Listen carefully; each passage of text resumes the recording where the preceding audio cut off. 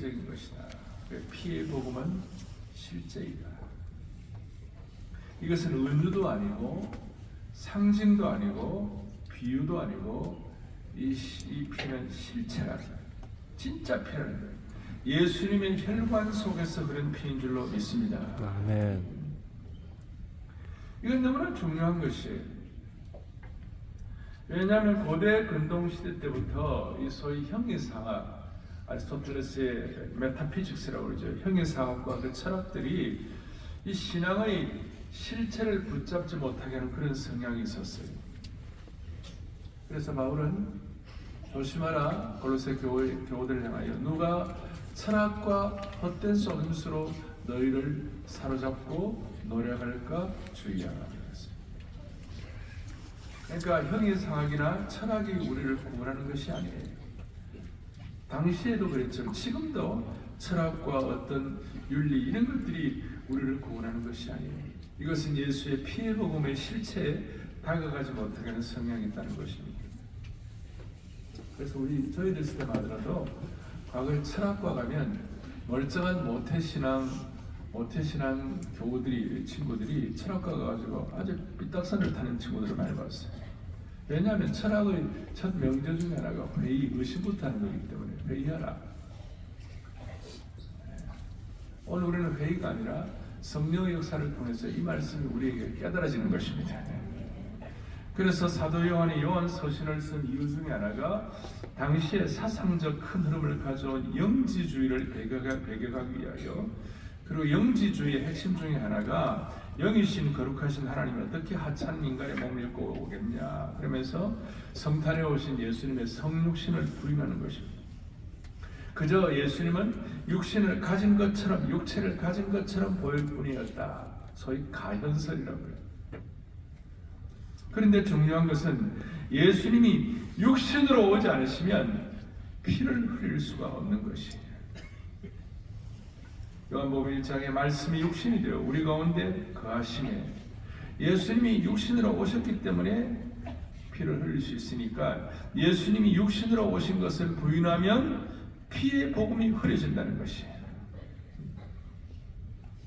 다시 한번 이 피의 복음을 여러분들이 원색적이지만 이것이 깊이 있게 여러분들이 깨달아지기를 간절히 바랍니다. 아멘. 이 디지털 시대에 이게 확실하게 아날로그처럼 다 와닿아요. 그래서 피의 복음은 한 번 더 말씀드립니다. 이는 비유도 아니고 은유도 아니고 과장도 아니고 실체인 줄로 믿습니다. 다시 한번 크게 읽어보겠습니다. 예수의 피가 요한일서 1장 7절 시작. 예수님의 피가 우리를 모든 죄에서 깨끗하게 하시는 것이요. 아멘. 이게 얼마나 확실한지 예수님이 십자가에 달려 돌아가셨을 때 요한복음 19장 34절을 보니까 그 중에 한 군인이 참으로 예수님의 옆구리를 찌르니까 곧 피와 물이 나오더라.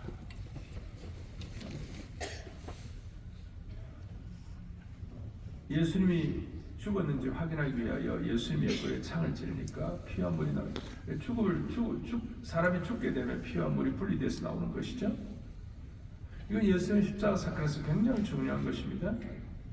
저는 이걸 그림으로 보고 또 영상으로도 보는데요, 너무나 대조가 되는 거예요. 로마의 군인은 아주 뭐라고 그럴까, 몸매가 단단하고, 로마 정병이니까 딱 우리식으로 말하면 머슬이 강하고 단단한 그 힘을 가진 로마 군인이 그냥 피곤하시고 그냥 십자가 달리신 예수님을 향하여 창을 찌르는데 얼마나 그게 가슴이 아프고 마음이 뻐근한 거예요.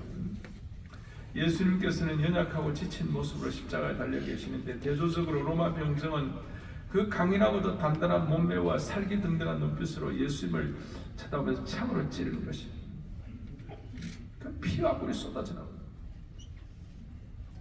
그걸 이 군인이 그랬지만 로마 백부장도 보고, 그 다음에 백부장뿐에 서기관과 장로들도 보고, 예수님의 십자가의 오른편 왼편의 강도도 실제로 본 것이, 그리고 로마 백부장이 그걸 보면서 뭐라고 하냐, 그렇게 숨지심을 보고 피를 흘리시는 걸 보고 이는 정녕 하나님의 아들이로다 그랬어요. 왜냐하면 당시에 로마의 황제는 신이라고 그러면서도 잔인하게 사람들을 추압하고 사람들을 십자가에 못 박고 사람들을 그렇게 채찍질하고 그러는데 예수님은 하나님의 아들이신데도 불구하고 피와 물을 쏟으신 걸 보고 그 순간 로마 백부장이 하나님의 아들이다.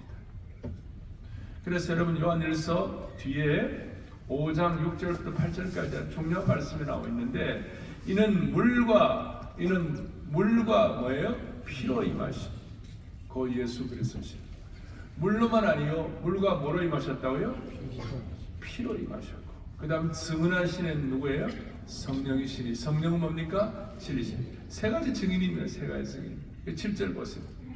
시작. 증언하는 이가 셋이니. 그 다음 8절 성령과 물과 피라. 또한 이 셋은 합하여 아주 오늘 여러분들이 오늘 피의 복음은 항상 우리를 살린다.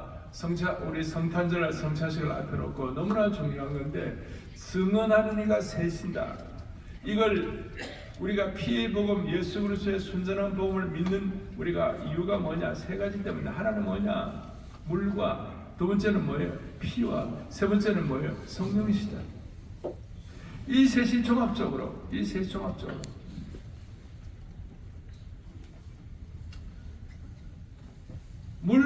물이 왜 증인인가?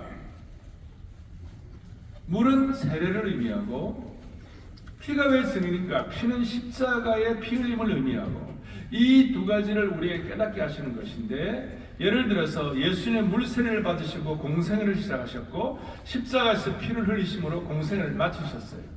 그러면 물이 왜 증인이 되는가? 예수님께서는 공생애를 시작할 때 요한의 세례를 받으셨어요. 요한의 세례는 물의 세례였는데 우리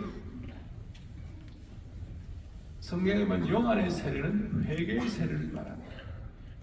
그러니까 예수님은 회개할 필요가 없는 하나님이신데 성육신하셔서 이 땅에 오셔가지고 우리가 받아야 할 그 죄인의 자리에 그 회개의 세례라는 것은 내가 죄인이라는 것이 예수님은 무죄하신 예수님이신데 우리가 받아야 할 죄인의 자리에 서셔가지고 요한의 세례를 받은 거예요. 그게 바로 물의 증거예요. 이해하십니까? 그러나 피의 증거가 뭐냐? 물세례로 세례를 받으셔가지고 십자가에 피를 흘리심으로 말미암아 그의 공생애를 시작하시고 물로 피로 공생애를 마치셨어요. 이 사실을 증언하고 깨닫게 하시는 분이 누구십니까? 성령님이십니다. 오늘 물과 피, 주님의 떡과 피를, 주님의 떡과 살을, 떡과 잔을 기념하면서 우리의 마음속에 내가 예수 그리스도가 내 생애의 구세주이시고 그 주님을 평생 주인으로 모시고 내 생애를 주님의 은총 속에 살아가겠다라고 결심하도록 만들어 버린 성령이신데 오늘 떡과 잔을 기념하면서 물과 피와 성령의 3대 증거가 여러분들의 마음속에 확증되기를 바라는 것이죠.